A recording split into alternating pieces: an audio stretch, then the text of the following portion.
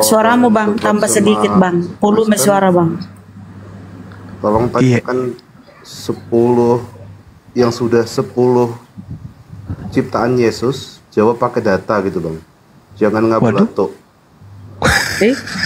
Oh mama Pertanyaan yang tak ada jawabannya itu. Iya, karena harus berakal dulu baru beriman gitu bang. Oke, Bang Jackson udah ya, nanti disampaikan pertanyaannya bang ya. Iya, sementara mereka kan cuman iman dulu baru berakal mereka. Makanya munculnya akal-akalan. Siap, sehat selalu abangku. Iya bang, sehat juga ya. Bang. Namanya jaga kok akidahnya. Jackson ya, Muslim Jackson. Oke bang, terima kasih banyak ya bang Jackson. Roda, selamat malam bang Roda.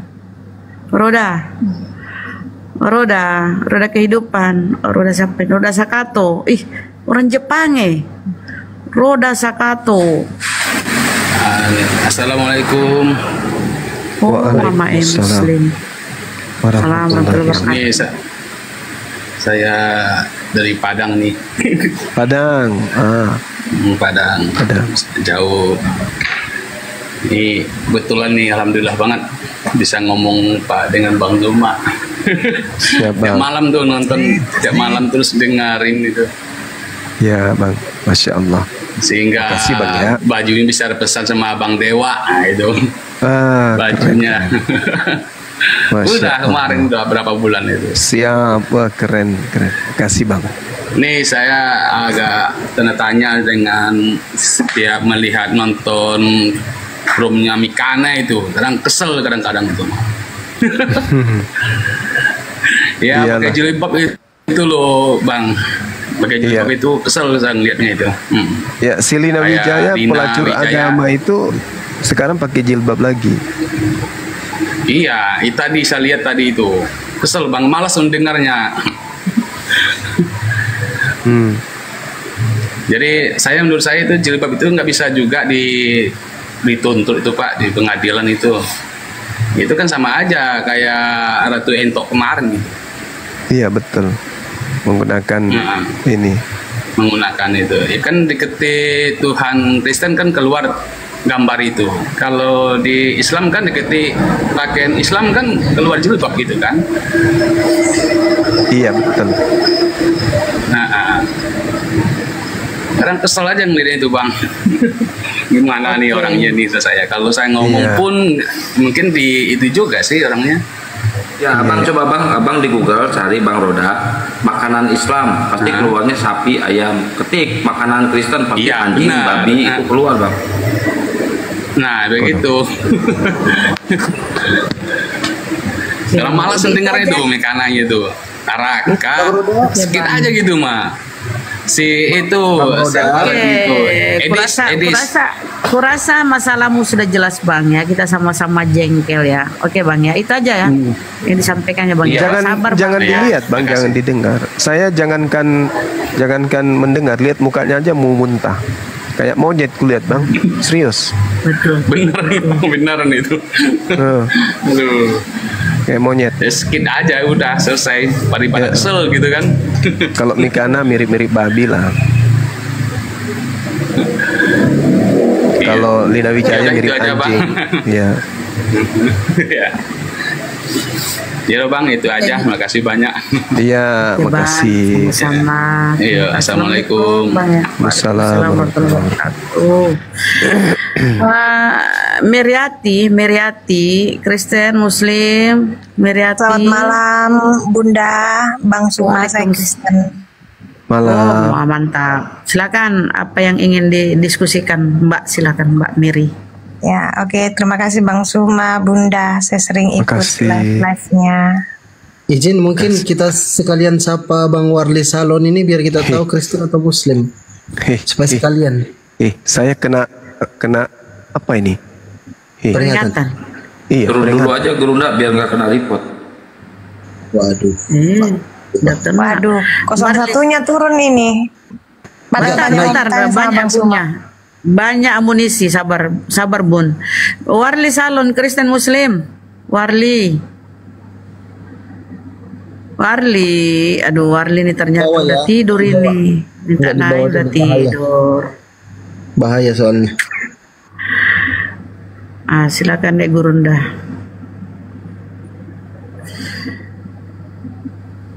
Mana dia? Oke, Lagi Bang Suma sudah siap. Oke, sip. Apa yang kita perbincangkan sesuai dengan tema? harus sesuai dengan tema nggak Bang? Tergantung. Ibu mau bahas apa? Oke, nanti terakhir tema. Oke. Nggak menarik ini salib simbol kutuk. Ya. Saya cuma mau pertanyakan Siap. soal apa itu yang kalau di Mekah itu ibadah saudara-saudara Muslim itu kalau ke Mekah kan itu ada batu apa? Haji. Hajar Ya. Aswad. Ya, batu Hajar Aswad. Itu kira-kira Bang Suma secara singkat saja sejarahnya bagaimana itu ada berdiri di sana dan mengapa setiap Muslim yang ke sana itu dia punya kerinduan untuk menyentuh batu itu. Iya. Jadi Rasulullah Muhammad SAW kemudian pernah melakukan hal yang sama, menyentuh batu tersebut sehingga ditengok oleh sahabatnya. Jadi ketika berbicara mengenai Hajar Aswad, di dalam Islam itu diceritakan di beberapa riwayat terkait pembangunan Ka'bah oleh Nabi Ibrahim dan juga anaknya Nabi Ismail. Hadis riwayat Tirmizi menyatakan bahwa Hajar Aswad ini adalah batu-batuan dari surga. Batu ini kemudian dibawa oleh malaikat Jibril dari surga dan diberikan kepada Nabi Ibrahim yang sedang menjalankan pembangunan Ka'bah atas perintah Allah. Kemudian, ya seperti itu. Oke, kalau misalnya berdasarkan apa yang disampaikan Bang Suma bahwa batu-batu itu dibawa oleh malaikat Jibril kepada Nabi Ibrahim, kalau dalam Kristen kami sebut Abraham, untuk membangun sebuah Baitullah. Ka'bah di sana, Ka'bah di sana. Artinya itu tidak bisa terlepas dari sejarah kepercayaan orang-orang Yahudi yang mengimani Taurat kan.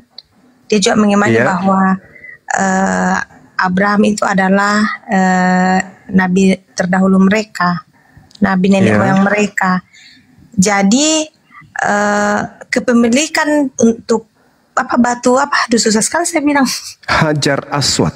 Hajar Aswad itu apakah juga diklaim oleh orang-orang Yahudi bahwa itu juga bagian dari mereka atau hanya diklaim oleh orang Muslim? Karena kalau dilihat dari penjelasan Bang Suma bilang tadi itu pemberian malaikat Jibril kepada Ibrahim dalam Ya, jadi kalau kita lihat sejarah dan hadits juga, Nabi Ibrahim bersama dengan anaknya Nabi Ismail yang ke Mekah. Sementara Nabi Ibrahim dengan anaknya Ishak itu ke Palestina. Jadi masing-masing anak ini diberikan warisan. Satu yang ke Palestina, satu yang ke Mekah. Nah, Ishak juga ada batu tugu buat dia, yang kami sebut dengan Masjidil Aqsa. Sedangkan orang-orang Yahudi menyebutnya dengan tembok ratapan. Situ juga ada batu. Nah, sedangkan di Mekah itu ada Hajar Aswad ini yang kami imani. Karena memang kalau kita lihat di dalam kitabnya orang Yahudi, misalnya di Yehezkiel 28 nomor 13, di situ dikatakan begini, engkau di Taman Eden yaitu Taman Elohim, penuh segala batu permata yang berharga, yaspis merah, krisolit, yaspis hijau, permata pirus, krispars dan nefrit, lasurit, batu darah dan seterusnya. Jadi surga itu yang banyak batu-batuan. Sedang diterangkan kemudian di dalam hadis Rasulullah yang diceritakan kemudian Tirmizi, itu adalah batu dari surga yang diberikan kepada Abraham sebagai cenderamata untuk Nabi Ismail, gitu. Oke. Terima kasih Bang Suma, jelas ya data sejarahnya. Terus yang saya pertanyakan tadi, mengapa saudara Muslim itu biasanya sampai berdesak-desakan untuk menyentuh batu itu? Apa makna teologinya di sana, Bang Suma? Oke, jadi gini. Umat Alaihi Wasallam itu diberitakan di dalam Al-Quran, Kul in kuntum tuhibbunallaha fattabi'uni yuhibbukumullah wa yaghfir lakum dzunubakum wallahu ghafurur rahim. Jadi Allah mengatakan, katakanlah wahai Nabi Muhammad, jika mereka kemudian menginginkan keselamatan, ingin dosa-dosanya dihapuskan, dan ingin kemudian dia dicintai oleh pencipta langit, ajarlah melakukan apa yang kamu lakukan. Fattabi'uni. Nah, sedangkan Nabi Muhammad SAW di dalam Al-Quran surah Al-Jumu'ah ayat 2, Allah menerangkan bahwa kedatangan kan umatnya wa yuzakkihim huwallazi ba'atsa fil ummiyina rasulan minhum yatslu alaihim ayatihi wa yuzakkihim. Jadi Nabi Muhammad itu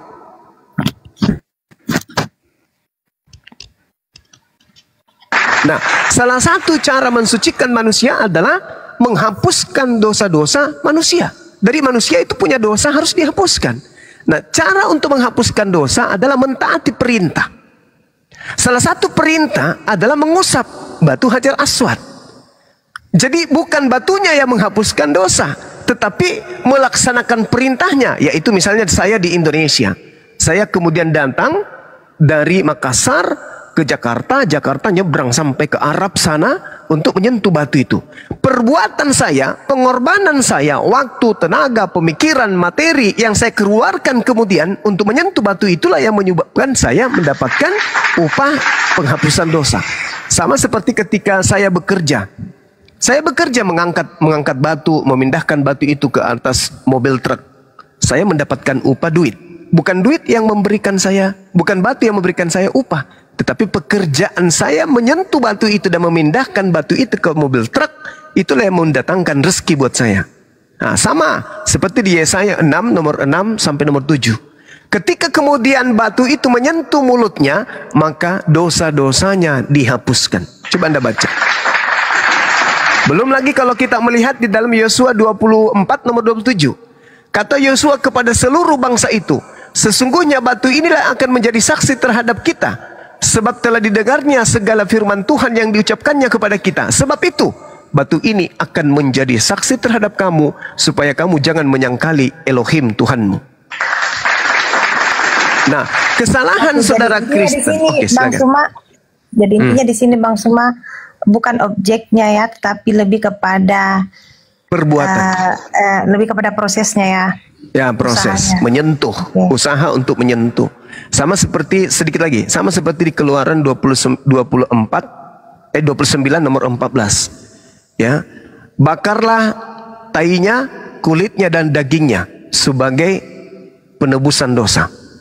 Jadi ketika dikatakan dalam Keluaran 29 nomor 14, ambillah sapi, kulitnya, dagingnya dan juga tainya untuk kau bakar. Sebab itulah korban penghapus dosa. Kan boleh saya katakan kalau pemikirannya, oh ternyata tai sapi bisa menghapuskan dosa. Padahal bukan tai sapinya, tapi upaya membakar tai sapi, kulitnya dan juga dagingnya, itulah yang menghapuskan dosa. Pekerjaan melakukan perintah Tuhan itulah yang kemudian menghapus dosa. Sama seperti kami membuang duri di jalan, itu menghapus dosa. Bukan durinya yang menghapus, tapi upaya membuang duri itulah yang menghapuskan dosa manusia. Seperti itu. Ya, Bang Suma ya, karena banyak saudara-saudara ya. Saya di Kristen melihat bahwa itu semacam bentuk ya penyembahan berhala. Iya, kalau dilihat dari sisi itu ya sama. Kami juga kalau melihat kemudian orang yang mencium patung Yesus itu juga berhala pastinya. Ya. Tapi mungkin ada nilai-nilai yang saya tidak tahu apa maksudnya. Nah, gitu dia maksudnya. Silakan. Ya, oke Bang Suma. Menarik ini Bang Suma, salib simbol kutuk. Pasti punya dasar Bang Suma ini kasih naik tema seperti ini. Mungkin bisa jelaskan ke saya yang Nasrani, mengapa Bang Suma angkat tema ini. Salib simbol kutuk pasti ada dasar-dasar yang kuat.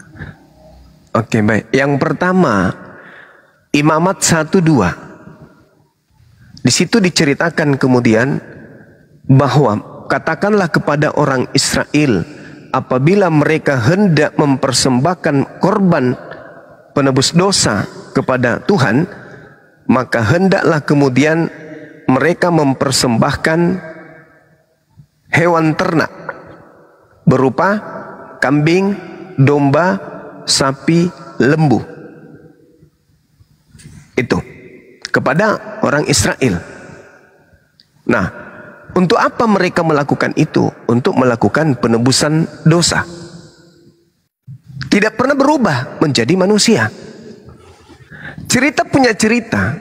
Ada kejadian di dalam Bible, upaya-upaya orang Yahudi membunuh sosok yang bernama Yesus karena cemburu, karena faktor politik dan ekonomi yang mendasari mereka, sehingga mereka berkomplotan kemudian untuk membunuh Yesus tersebut. Di dalam kitab saudara Yohanes 11 nomor 45 sampai nomor 57 jelas terurai di sana. Orang Yahudi, imam kepala, mahkamah agama, ahli Taurat, pokoknya semua ahli Taurat berkumpul sepakat membunuh Yesus demi supaya bangsanya tidak dirampas oleh orang Roma. Bukan untuk dosa. Bukan untuk dosa. Nah, kemudian Matius 26 nomor 4, Yesus ingin dibunuh dengan cara tipu muslihat. Mereka melakukan kesaksian-kesaksian palsu. Matius 26 nomor 59. Pokoknya Yesus ini disepakati untuk dibunuh apapun caranya, demi untuk mereka bebas dari perbudakan Romawi, supaya bangsanya tidak dirampas oleh Roma. Itu alasannya kenapa Yesus ingin dibunuh. Tak ada karena dosa. Iya. Nah, kemudian terjadi proses. Paulus 30 tahun lebih setelah terjadi tragedi penyaliban menulis sebuah surat. Nama suratnya Galatia. Di bab 3 nomor 13 dikatakan, Yesus telah menebus kita dari kutuk hukum Taurat dengan jalan menjadi kutuk. Sebab ada tertulis, terkutuklah orang yang mati digantung di atas tiang salib. Sedangkan yang tertulis yang dimaksud oleh Paulus di sini adalah yang terurai di dalam Ulangan 21 nomor 22 sampai 23. Apa yang tertulis di sana? Apabila ada orang yang melakukan dosa yang sepadan dengan hukuman mati, lalu kau hukum dia, jangan kau biarkan mayatnya semalam-malaman. Sebab orang yang dikutuk Tuhan, jangan kau biarkan mayatnya semalam-malaman menyentuh tanah yang diwariskan Tuhan kepadamu. Itu nggak boleh. Berarti menurut Paulus, Yesus ini adalah orang yang dikutuk oleh Tuhan. Karena dia mengutip Ulangan 21. Sedangkan yang dikutuk oleh Tuhan adalah orang yang melakukan dosa yang sepadan dengan hukuman mati. Sedangkan yang dikutuk oleh Tuhan, Ulangan 27 nomor 25, terkutuklah orang yang menerima uang suap untuk menyerahkan orang yang tidak bersalah untuk dibunuh. Tuh.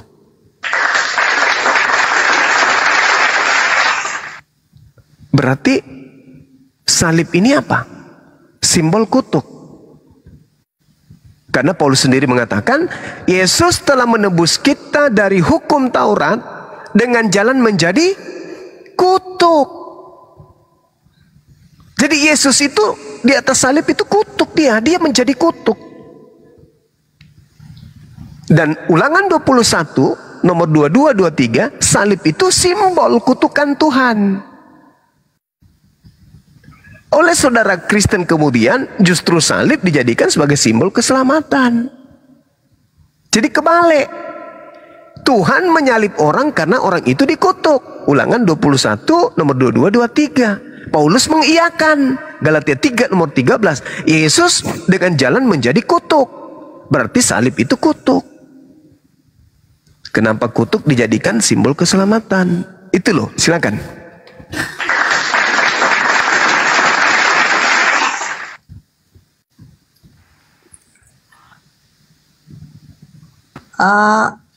Lalu bagaimana Muslim melihat?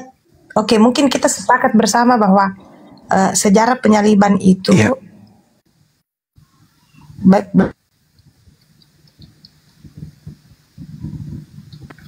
ini ada nge-lag kayaknya. istilahnya penjahat kelas kakap, di atasnya lagi penjahat ya. Saya bahasakan sederhana seperti itu Bang Suma. Orang-orang yang tidak bisa lagi ditolerir kesalahannya. Jadi, lalu bagaimana dengan Muslim melihat sejarah perjalanan kehidupan Nabi Isa ketika kan tadi Bang Suma bilang banyak orang yang kecemburuan sosial terjadi kan ketika Yesus hadir, sehingga banyak orang bersepakat untuk membunuh dia. Lalu dalam pengetahuan saudara Muslim, bagaimana kisah kehidupan jaringan ya? Terjadi kecemburuan sosial itu. Bagaimana bagaimana Ibu Mary bisa geser dulu nggak? Ibu Mary dengar suara saya nggak? Bisa geser dulu. Jaringan Ibu Mary kurang baik, jadi Gurunda tidak menerima dengan baik. Geser dulu ya. Ya. Ya lanjut. Sudah. Ya. Iya. Saya boleh jawab? Sudah bisa Bang Suma? Boleh. Ya. Sudah ditangkap pertanyaan saya. Iya. Iya. Oh, ya. Jadi ketika kemudian Siti Maryam datang kepada Bani Israel, pada kaumnya, lalu membawa bayinya. Fa'asyarat ilaihi qalu kaifa nukallimu man kana fil mahdi sabiyya. Maka Maryam kemudian menunjukkan anaknya. Mereka berkata, kemudian orang Yahudi ini berkata, bagaimana mungkin kami berbicara dengan anak kecil yang masih dalam buayan? Kan ditanya, kenapa kamu hamil? Padahal kamu ini adalah keturunan Harun. Kamu ini saudaranya Harun. Kamu keturunan orang baik-baik. Ayahmu bukan seorang yang buruk peringai. Ibumu juga bukan seorang pesina. Kamu kok bisa hamil? Kok kamu bisa punya anak? Apa kata Maryam? Kau tanya aja sendiri kepada anakku. Orang Yahudi berkata, bagaimana mungkin kaifa nukallimu man kana fil mahdi sabiyyan? Bagaimana kami harus berbicara kepada anak bayi? Di dalam Al-Quran dikatakan, anak bayi itu berbicara, inni Abdullah. Sesungguhnya aku ini adalah hamba Allah. Jadi Nabi Isa membela ibunya. Kalau di Bible tidak ada pembelaan sekalipun yang dilakukan oleh Yesus kepada ibunya. Bahkan Yesus tidak pernah memanggil ibunya dengan panggilan ibu di dalam Bible. Kalau di Al-Quran, Nabi Isa membela ibunya. Ini Abdullah. Jangan kau ganggu ibuku. Aku ini adalah orang yang suci. Ini Abdullah. Aku ini hamba Allah. Atani al-kitab wa ja'alani nabiyan. Dia memberiku kitab. Dan Tuhan juga menjadikan aku seorang nabi. Wa ja'alani mubarakan aina ma kuntu. Dan Tuhan menjadikan aku seorang yang diberkahi di mana saja aku berada. Dan Dia Allah memerintahkan kepadaku melaksanakan ibadah dan menunaikan kemudian zakat selama aku hidup. Wa barram biwalidati wa lam yaj'alni jabbaran shaqiyya. Dan berbakti kepada ibuku dan tidak menjadikan aku sebagai seorang yang sombong lagi celaka. Lalu dia katakan apa? Anak bayi ini berbicara, wassalamu alayya yauma wulid wa yauma amut wa yauma ub'atsu hayya. Semoga kesejahteraan dilimpahkan kepadaku pada saat aku dilahirkan, pada saat aku diwafatkan, dan pada saat aku dibangkitkan hidup kembali. Nah, lalu kemudian Allah menerangkan, zalika Isa bin Maryam qaulal haqqil ladzi fihi yamtarun. Itulah Nabi Isa yang menyatakan perkataan yang benar yang mereka orang-orang Yahudi ragukan kebenarannya. Nah, lalu apa yang terjadi kemudian? Ketika orang-orang Yahudi berselisih paham tentang Nabi Isa, mereka kemudian semakin memperlihatkan kedegilan kebenciannya kepada Nabi Isa alaihissalam. Nabi Isa besar, memperlihatkan mukjizat, membangkitkan orang mati, lalu kemudian membuat orang lumpuh berjalan, penyakit sampar sembuh dan seterusnya. Malah dituduh sebagai pelaku sihir. Tidak pernah mereka ini melihat Yesus itu, Nabi Isa ini adalah sesuatu yang benar. Karena dia, menurut mereka, dia berasal dari anak haram, kok bisa kayak gini? Kok bisa jadi hebat kali orang ini? Akhirnya pengingkaran dan penolakan terhadap Nabi Isa itu semakin menjadi-jadi terhadap orang Yahudi terhadap Nabi Isa alaihissalam. Nah, itu yang terjadi. Sehingga mereka bersepakat untuk membunuh. Kenapa mereka sepakat membunuh? Karena mereka melihat bahwa pengaruh Nabi Isa ini semakin kuat. Dan kalau Nabi Isa semakin kuat pengaruhnya, maka orang-orang di luar daripada mereka akan datang merampas tempat mereka. Apa yang terjadi? Kesepakatan mereka membunuh Nabi Isa. Tapi Allah kemudian menyelamatkan Nabi Isa alaihissalam. Tidak jadi dibunuh. Jadi yang dibunuh itu adalah penggantinya. Selesai cerita. Nabi Isa kami tidak dibunuh, tapi diangkat oleh Allah. Yang mati, yang disalib adalah pengganti dari Nabi Isa alaihissalam. Nah, yang menarik di sini, saudaraku, yang menarik, ternyata di dalam Bible yang mati digantung itu adalah orang yang dikutuk oleh Tuhan. Sedangkan kalau saya tanya nih orang Kristen, mau lulusan apapun dia, pastor, pendeta, aku tanya, Pak Pendeta, tolong tunjukkan kepada saya, apa dosa Yesus sampai dia harus dikutuk oleh Tuhan?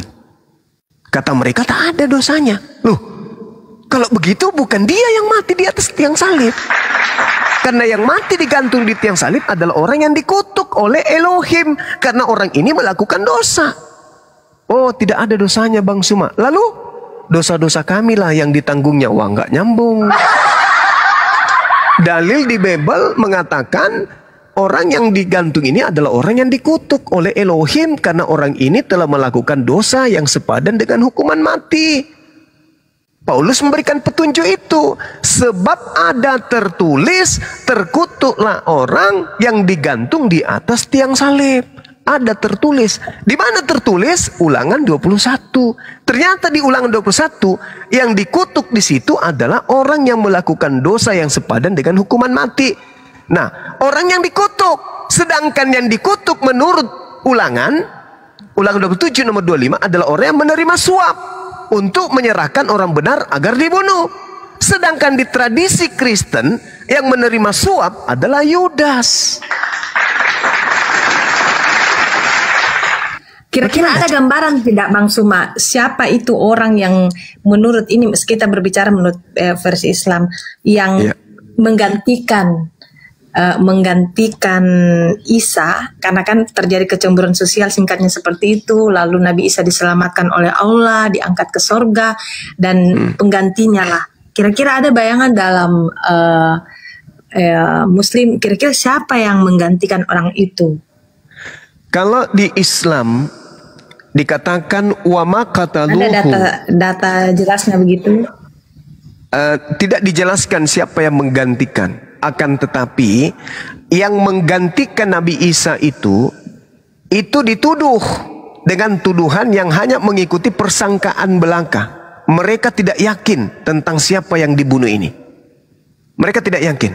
Makanya coba Anda lihat di dalam Kisah Para Rasul 25 nomor 19. Mereka berselisih paham tentang seseorang yang bernama Yesus. Paulus berkata dia hidup, tetapi orang lain mengatakan dia sudah mati. Berselisih paham. Nah, di dalam Markus 16:12 juga diceritakan. Setelah itu, Yesus menampakkan diri dalam bentuk rupa yang lain kepada dua orang muridnya. Pertanyaannya, dari mana Markus tahu kalau itu adalah Yesus dalam bentuk rupa yang lain? Kan tidak ada. Mereka hanya mengikuti persangkaan belaka. Tak ada yang memastikan. Markus tidak pernah bertemu Yesus. Di mana Markus bertemu Yesus? Tidak pernah. Mereka hanya mengikuti persangkaan belaka. Ini adalah Yesus yang dalam bentuk rupa lain. Dari mana dia tahu? Berarti Al-Quran betul. Mereka tidak yakin dengan apa yang mereka bunuh. Mereka nggak yakin. Nah, makanya sederhananya begini.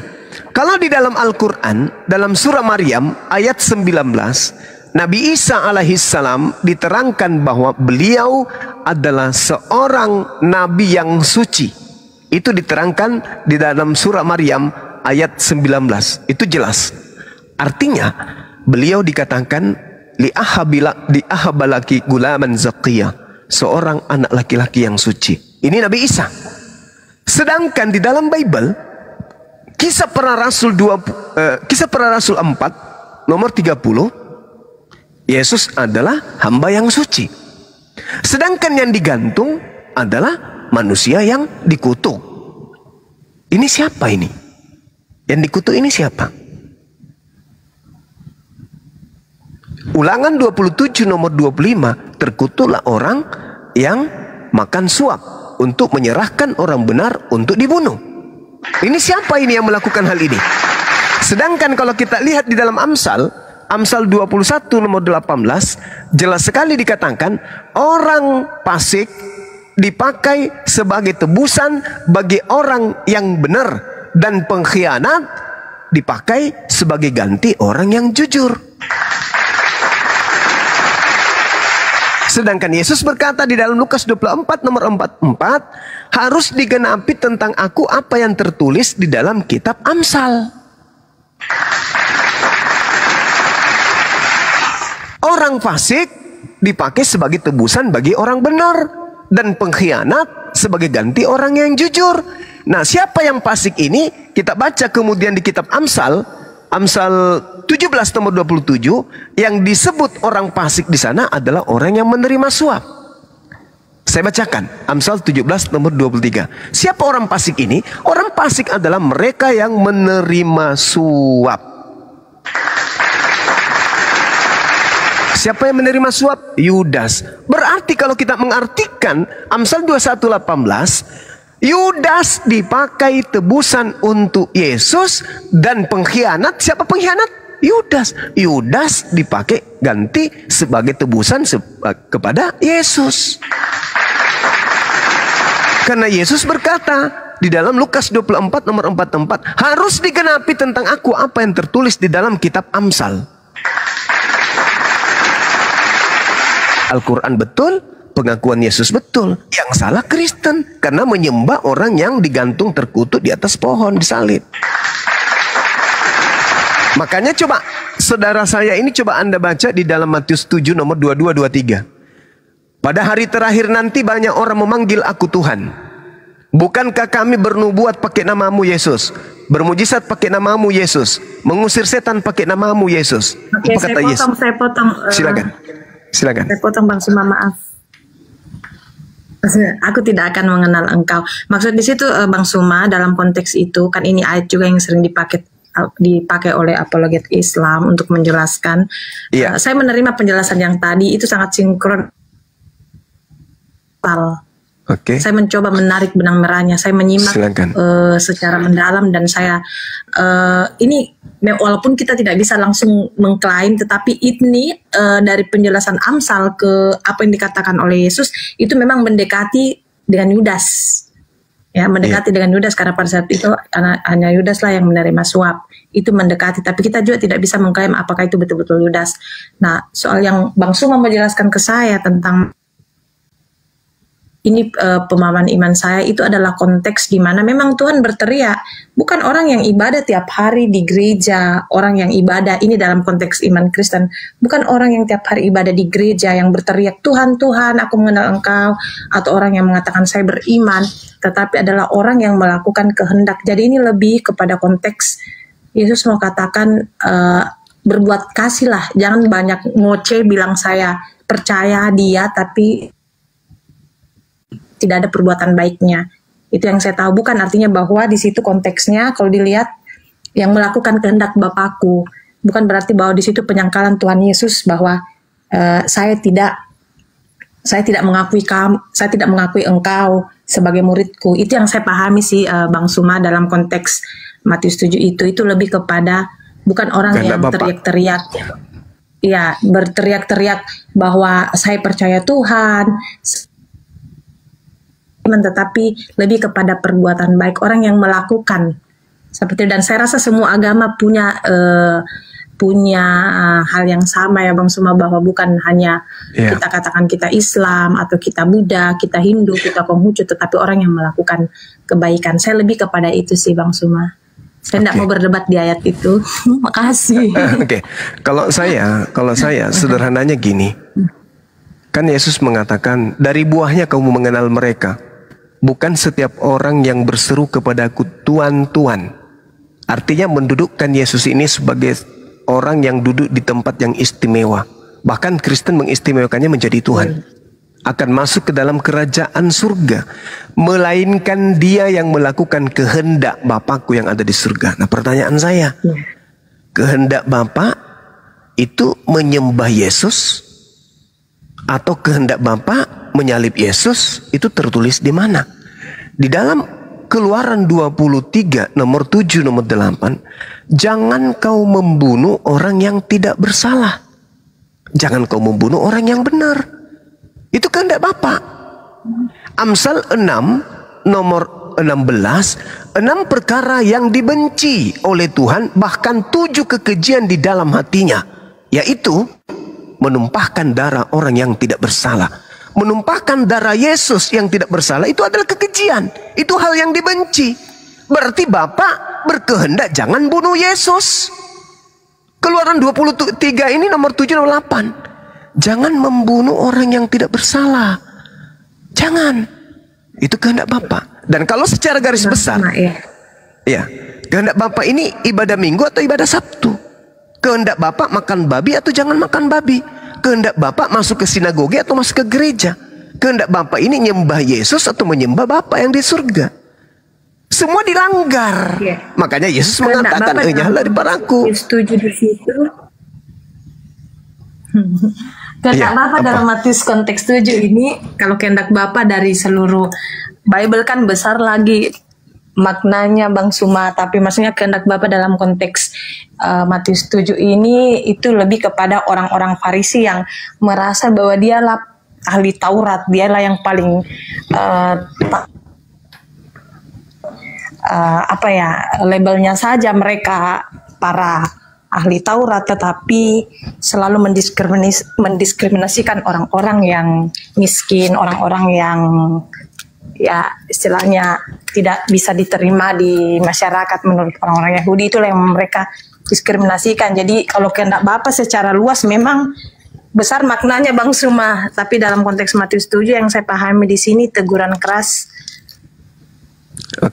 Budi yang mengklaim dirinya serba tahu tentang Taurat tetapi tidak melakukan kehendak Bapa. Itu Bang Suma. Gurunda izin, Assalamualaikum warahmatullahi wabarakatuh, Gurunda dan guru-guru yang lain. Waalaikumsalam warahmatullahi wabarakatuh. Di bawah ada Dayang Handi mau naik, moderator dinaikkan dulu ya. Fadol Gurunda, mohon maaf lanjut. Di Matius 7 ini Yesus sedang berbicara dengan orang Yahudi, murid-muridnya, bukan dengan orang Kristen, bukan juga dengan orang Islam. Nah, dalam pemahaman orang Yahudi, kehendak Bapa itu menghakimi, karena di situ kan konteksnya. Ya, orang Yahudi paham kehendak Bapa itu di mana? Perjanjian Lama atau Perjanjian Baru?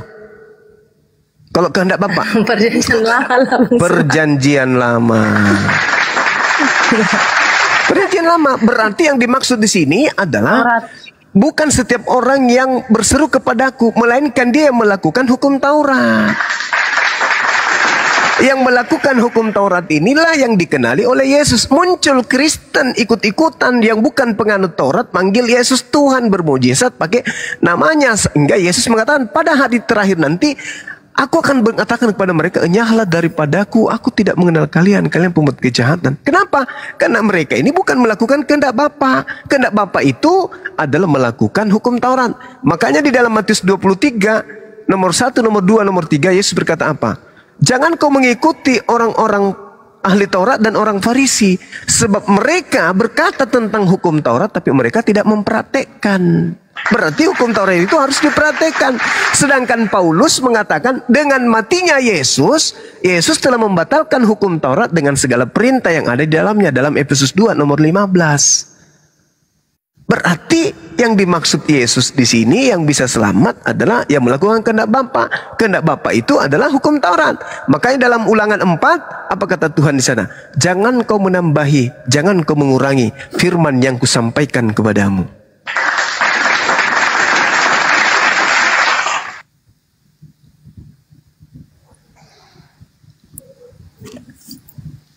Ya, Ibu Mary. Ya Pak. Lagi menyimak, lagi loading. Ya, itu dia. Jadi Yesus ini mengatakan hukum Taurat sama seperti ketika dia berkata di dalam Matius Matius 5 tadi. Barang siapa yang meniadakan hukum Taurat meskipun yang paling terkecil. Ini kalau kita sikapi dengan akal sehat, Yesus berbicara kepada Bani Israel. Barang siapa yang meniadakan hukum Taurat meskipun yang paling terkecil dan mengajarkan kepada orang lain, maka dia akan menempati tempat terhina di dalam kerajaan langit. Apa tempat terhina itu? Neraka. Berarti tidak boleh menghilangkan. Nah, sedangkan kalau kita melihat apa yang dilakukan oleh Paulus, menghilangkan hukum Taurat, mengajarkan orang untuk tidak bersunat. Tapi apa yang terjadi dengan Paulus ketika dia kembali untuk ke Yerusalem setelah dia mengajarkan orang di luar Yerusalem untuk meninggalkan hukum Taurat? Apa yang Paulus lakukan? Coba saudara lihat di dalam Kisah Para Rasul 21 nomor 15 sampai nomor 26. Paulus bertaubat. Coba Kisah Para Rasul 21 nomor 15 sampai nomor 26. Paulus bertaubat dari mengajarkan ajaran Kristen.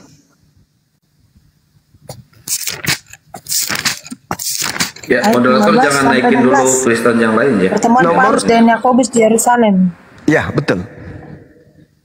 Coba baca sampai nomor 26. Apa yang Paulus lakukan di situ? Bertaubat. Gila. Ayat 15 sampai ayat 26. Ada yang bisa bacakan supaya teman-teman yang lain dengar? Ke rumah seorang yang bernama ayat berapa, Gurunda? Ya, dari 15 sampai nomor 26.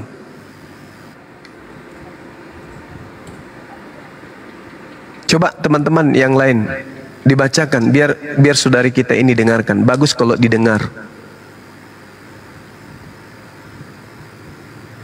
Hei. Surat berapa, Gurunda? Kisah Para Rasul 21. Izin ya, ada Pak Adwin ini nanti juga direspon. Dia mau memperkuat Islamnya, diusir dari keluarganya. Dia mau syahadat ulang Bang Juma. Ya ini Adwin, nantilah habis ini. Kau stay di sini Adwin. Siap. Oke. Siap. Lanjut Ya, dulu. siap Bang, siap. Kisah Para Rasul 12 21. Alamak, gimana?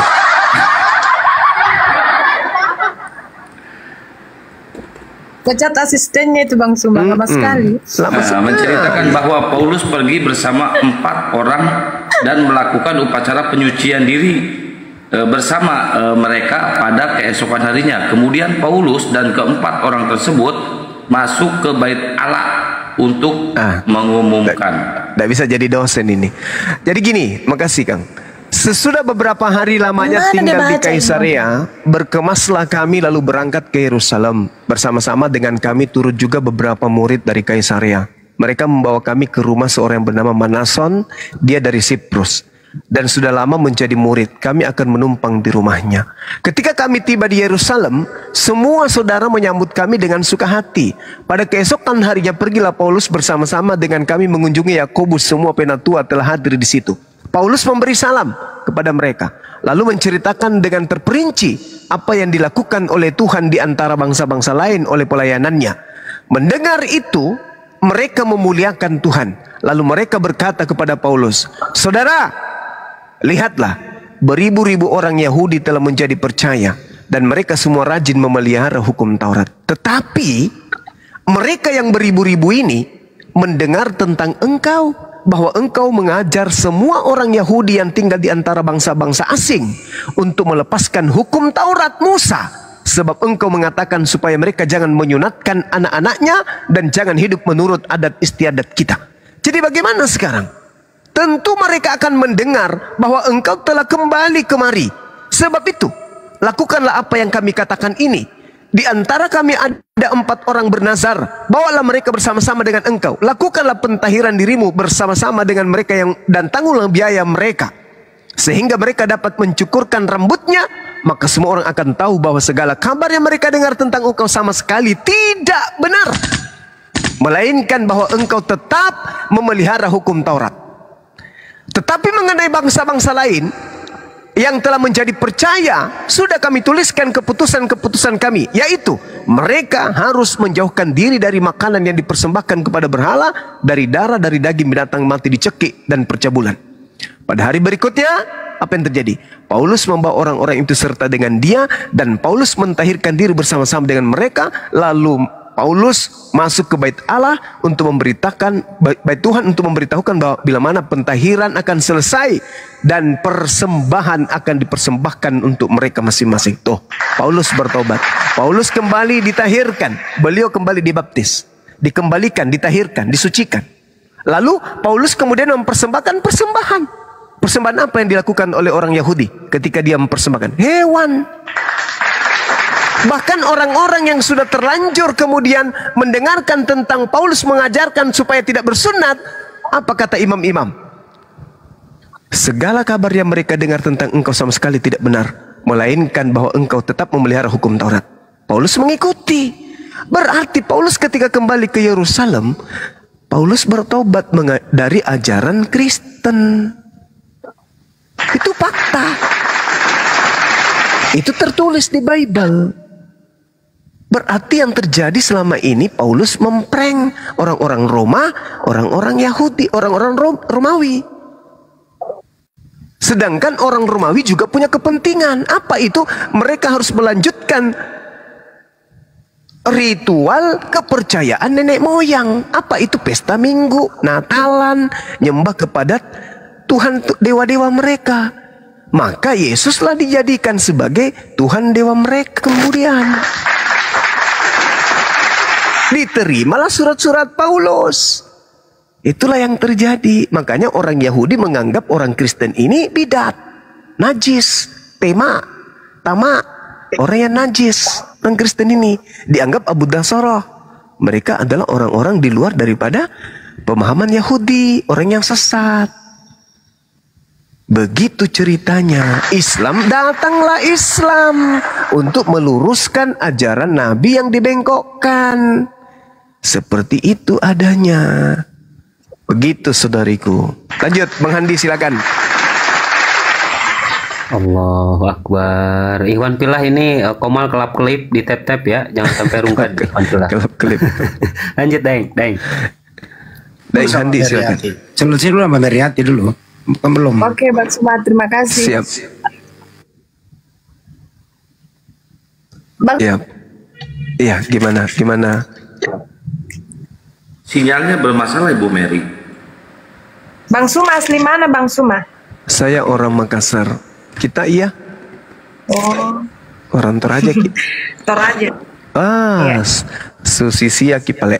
Susisia itu tahu. Aromi. Saya dari Mangkende. Berdomisili di Makassar. Sangala. Iya. Orang Toraja itu pintar, baik, sabar. Apalagi orang Makale. Wih.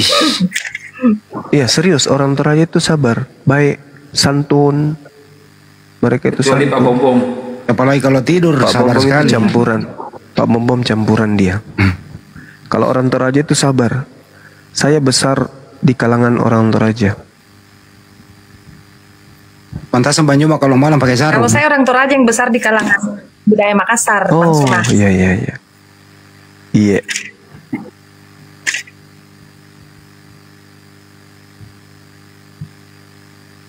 Meriat ini masih Kristen kah? Kristen. Katolik berarti ya? Kristen Protestan. Oh Protestan. Iya. Nggak ada rencana Meriati? Ada rencana nggak? Rencana apa nih Bang? Rencana menikah. Pasti adalah. Rencana. Ya, lanjut bertanya lagi Bu Mary. Silakan. Keluarin semua unek-uneknya. Masih dipikirkan Bang. Iya. Kalau konsep ketuhanan di Muslim itu saya tidak usah pertanyakan lagi Bang, karena saya sudah paham. Iya, tinggal yang saya ini, yang saya lagi teliti tentang bagaimana keberadaan Nabi Muhammad ini. Beli kitabnya langsung, Sirah Nabawiyah. Ada dikasih teman Ustadz ini, tapi belum sempat dibaca-baca, Bang. Iya, baca Maki. Bagaimana kemudian bangsa Arab itu, bangsa jahiliyah itu bisa berubah frontal kayak begitu. Bangsa jahiliyah tiba-tiba bisa berubah oleh satu orang saja bernama Nabi Muhammad. Dan hukum-hukum yang dibawa kemudian kepada bangsa jahiliyah ini itu bisa diterapkan. Dan setelah beliau pergi meninggalkan dunia, hukum-hukumnya tidak dihilangkan, tidak ditinggalkan, tetap sampai hari ini. Sampai hari ini tetap tidak pernah berubah. Oh ya, Bang Suma. Siap. Terpikirkan satu pertanyaan. Karena sudah terlanjur menyebut nama Nabi junjungan besar saudara-saudara Muslim Nabi Muhammad. Iya. Itu kan Nabi Muhammad memang berada di sekitar bangsa Arab ya untuk menyampaikan pesan-pesan. Siap. Maya, singkatnya begitu. Iya. Ya, tapi ya saya juga hanya meneruskan apa yang saya dengar. Saya tidak punya data untuk itu, nanti Bang Suma yang luruskan. Iya.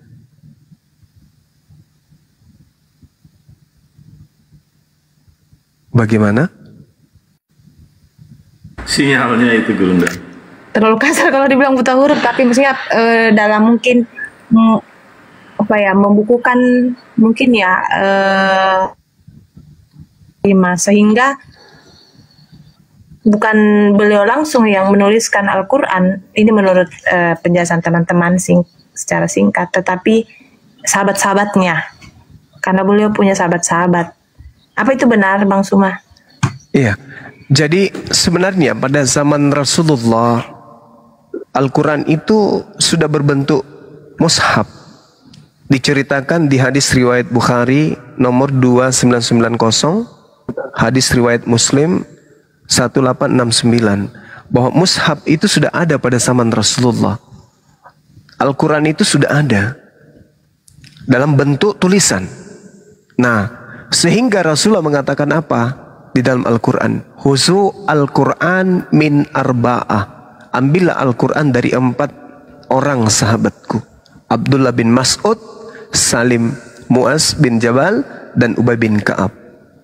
Nah, sedangkan Al-Quran itu ketika disampaikan oleh Rasulullah, tradisi penyampaiannya itu lisan.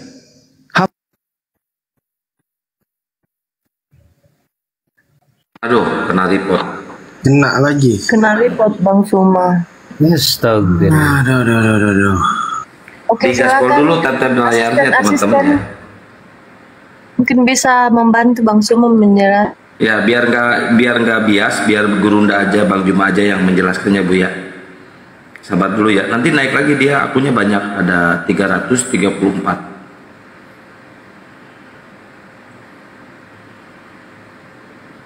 Atau nanti Bu Mary bisa bertanya tentang kenapa Islam ini harus sholat atau harus disunat, itu bisa dipertanyakan juga Bu. Insya Allah bisa dijelaskan. Soal itu kalau konsep itu enggak usah Bang. Udah tahu ya? Saya lebih tertarik untuk mencari identitas Nabi Muhammad, mengapa dia punya. Dia kan kalau diketik di Google itu muncul manusia yang sangat berpengaruh di dunia, muncul namanya yang pertama. Jadi pasti orang punya rasa penasaran mengapa dia punya pengaruh seperti itu. Padahal kalau dipikir latar belakang pendidikannya dia tidak seperti Paulus yang terpelajar.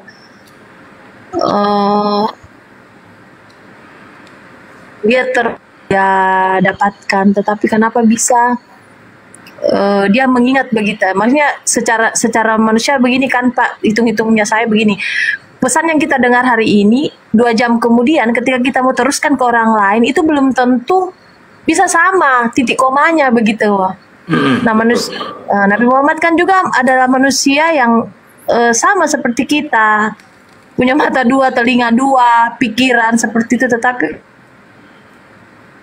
kalau saya seorang yang bukan Muslim mempertanyakan itu, kenapa bisa terbukukan apa ya, Al-Quran. pesan-pesan Allah itu secara detail, sedangkan dia punya keterbatasan. Dan wajarlah juga misalnya kalau ada orang-orang non-muslim yang katakan, tidakkah itu buatan karangan-karangan tulisan sahabat-sahabatnya pada saat itu, bisa jadi ada tambahan atau ada yang dikurangi. Ini pikiran saya sebagai itu, makanya saya mau penjelasan. Begini punya kemampuan seperti bagaimana. Santang ya, mungkin tadi yang jawaban yang tadi biar dilanjutkan sama Gurunda Zuma, benar kata Akhi Kian Santang, biar tidak bias. Tapi sedikit Mbak Meria ya, sebenarnya sambil menunggu Gurunda, dan Gurunda sudah datang. Lanjut Gurunda, tafadhol. Oke, baik. Iya. Jadi kalau dalam pengajaran Quran sahabat dari Rasulullah itu ada yang disebut ijazah dan wasimaan. Apa itu? Ijazah setoran dan semaan. Jadi praktiknya adalah seorang guru membaca ayat suci Al-Quran, murid mendengarkan dengan seksama. Setelah sang guru selesai membaca, murid membaca ulang yang dibaca oleh gurunya. Nah, ketika ada kesalahan, maka pasti akan diluruskan.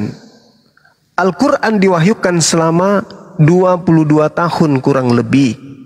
Waktu yang sangat cukup kemudian untuk menghafalkan Al-Quran. Dan yang menghafal itu bukan cuma 1-2 orang. Hampir seluruh sahabat. Sedangkan hari ini anak-anak Islam bukan sahabat Rasulullah, bisa menghafal Quran. Ada yang 3 tahun bisa menghafal sampai 30 juz. Apalagi mereka orang-orang Arab, orang-orang cerdas. Jadi tidak ada keraguan kemudian, karena ketika ayat suci Al-Quran itu keliru, pasti kemudian orang akan tahu, dunia akan bergemuruh. Contoh, ada nggak yang bisa baca Quran di sini? Sembarang baca Quran ayat apa saja atau surat apa saja. Insya Allah saya akan tahu kalau itu hurufnya salah, makhrajnya salah, keliru, cara bacanya pun saya ngerti. Artinya apa? Tidaklah mungkin Rasulullah membiarkan sahabatnya salah di dalam mengajarkan Al-Quran. Contoh, ketika saya membaca surat di dalam Al-Quranul Karim misalnya, A'udzubillahi minasyaitonirrajim. Wa tara katsiran minhum yusari'una fil itsmi wal udwan wa aklimhimul lihimus suhab. Salah begitu pasti ditegur. Kalau ada keliru pasti ditahu. Salah huruf saja, salah bacaan pasti bergemuruh dunia ini. Umat Islam semuanya akan mengatakan itu salah. Misalnya saya baca begini, labi samakan. Boleh saya baca ya Gurunda ya? Boleh. Kaget saya bos. Bismillah. Tadi jauh. Bismillahirrahmanirrahim. Innaka laminal mursalan. Nah, salah, harusnya kasrah. Nah, betul. Bacaan bawah. Mursalin. Pasti ketahuan. Pasti ketahuan. Tidak bisa tidak. Makanya Al-Quran itu dikatakan inna nahnu nazzalna dzikra wa inna lahu lahafizun. Aku Tuhan yang mewahyukan Al-Quran dan aku juga yang akan menjaganya. Makanya tidak bisa keliru. Mau sampai kapanpun upaya-upaya untuk merubah Quran, dunia akan bergemuruh. Tidak akan pernah bisa. Apalagi zaman Rasulullah. Sekarang aja yang kita sudah 1400 tahun bisa tahu, apalagi zaman beliau. Gak bisa salah. Al-Quran itu. Paham. Ya, lanjut Bang. Silakan. Ya, silakan. Paham. Ini kan zaman Injil dibawa oleh Nabi Isa dengan Nabi Muhammad itu jaraknya kurang lebih 600 tahun ya. Mohon diluruskan kalau salah. Jaraknya kurang lebih seperti itu, 600 tahunan seperti itu. Dan di Al-Quran ada begitu banyak sekali ada di Bible. Baik itu dalam konteks perjanjian lama maupun Gimana di Al-Quran di Al-Quran ada begitu banyak cerita-cerita yang hampir sama dengan yang ada di kitab Taurat ya, perjanjian lama maupun perjanjian baru. Iya. Nah, teman saya biasa bilang begini, kalau kamu beli buku dianalogikan begini, kalau kamu beli buku, kamu mau cetakan yang Nah, pasti orang selalu mau bilang cetakan yang terbaru seperti itu. Nah, lalu kalau memang kita mau cetakan terbaru, pasti ada patronnya, ada ukurannya, ada istilahnya sumber utama yang dipakai untuk membuat cetakan buku baru seperti itu. Nah, sehingga banyak teman-teman Kristen yang bilang begini. Ini ya teman-teman Kristen yang bilang begini, Bang Suma. Siap.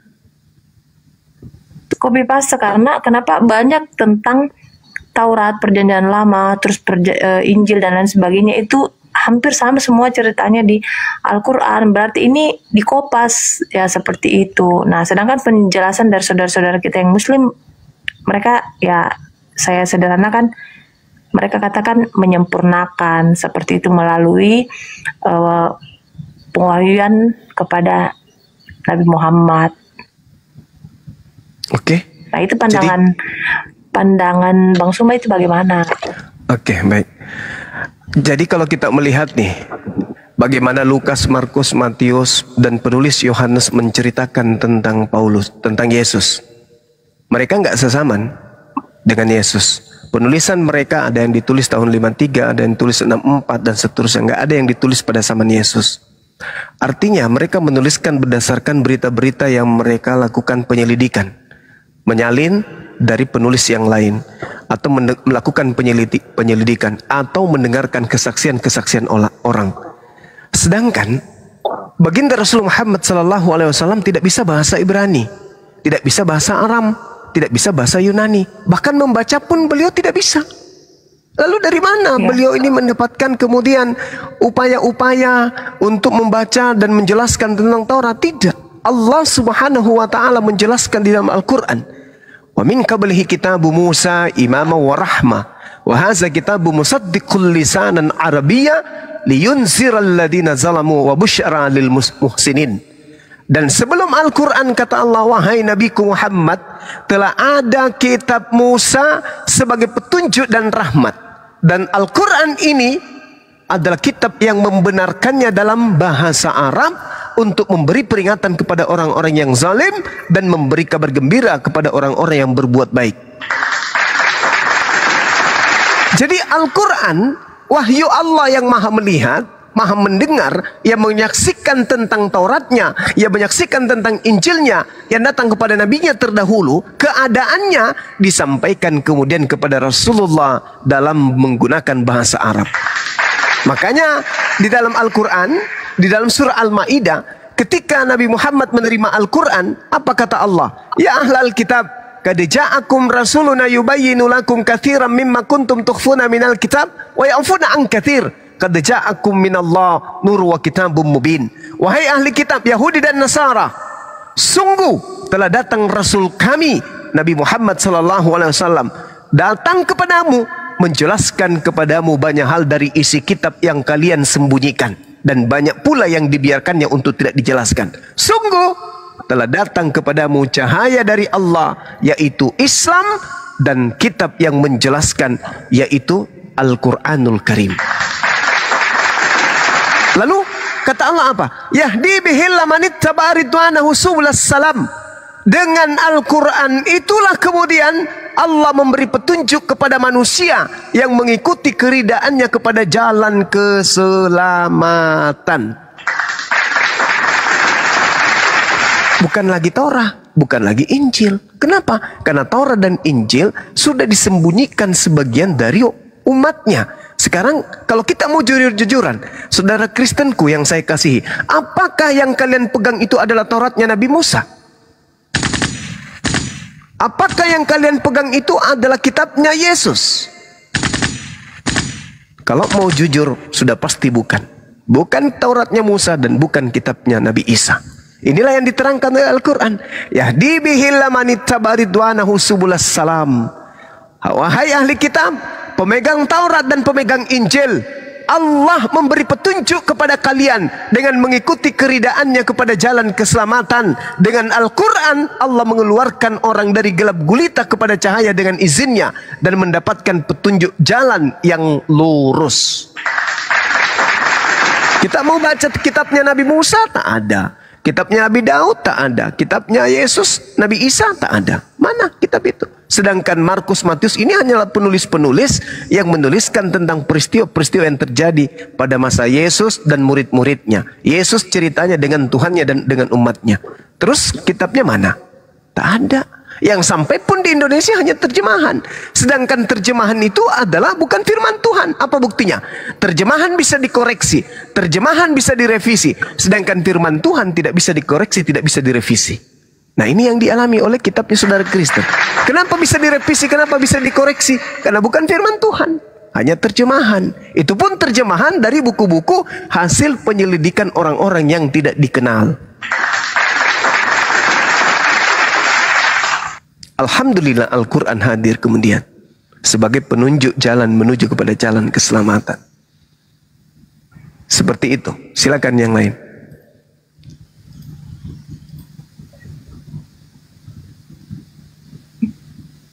Masya Allah. Sudah jelas Bu Meria? Tapi mengapa begitu persis ya Bang Sumaya? Iya. Mungkin Dinda Abuya diambil alih dulu. Dek, saya makan siang dulu. Karena saya belum makan siang malam ini. Siap, Burunda. Lanjut. Saya juga belum makan malam pagi tadi.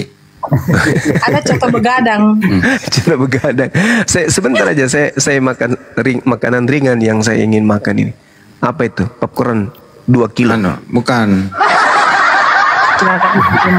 Papeda. Melani, saya sambil nyimak, silakan. Ya. Saya dengar sambil makan ya. Besok. Mary saja Pak. Sekali sebut namanya Mary saja. Ya Mary, besok. Saya besok sama Bang Juma mau ke Pantai Losari. Nah, nanti kau bawa mintu anumu. Siaran Nabawiah. Nanti kau baca. Bantu baca ya besok. Oh. Iya ya. Oke, nanti Bang. Pelajari itu kali ya. Ini dikasih teman Ustadz tapi dia kasih saja, baru dia ndak mampu bedah dengan saya, takut katanya. Nggak baca-baca dulu.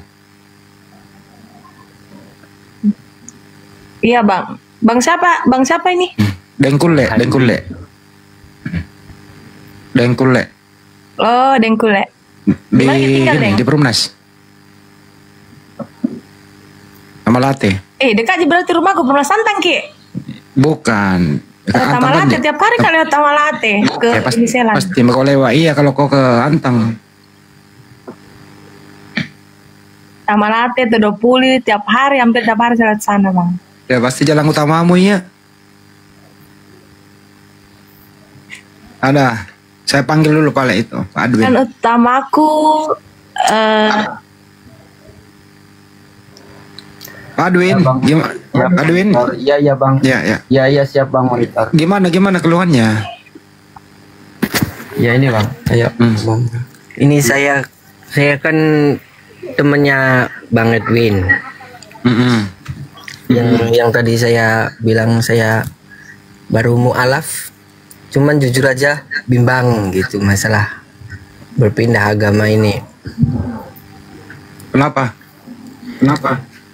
Ya awalnya ya memang jujur aja cobaan bertubi-tubi lah saat saya masuk ke Islam gitu aja. Ingin dulu syahadat di mana? Di Jogja. Dipaksa atau tidak? Tidak ada paksaan karena saya sadar sendiri. Sudah dapat sertifikat? Belum dapat. Nah, sekarang keluarnya apa?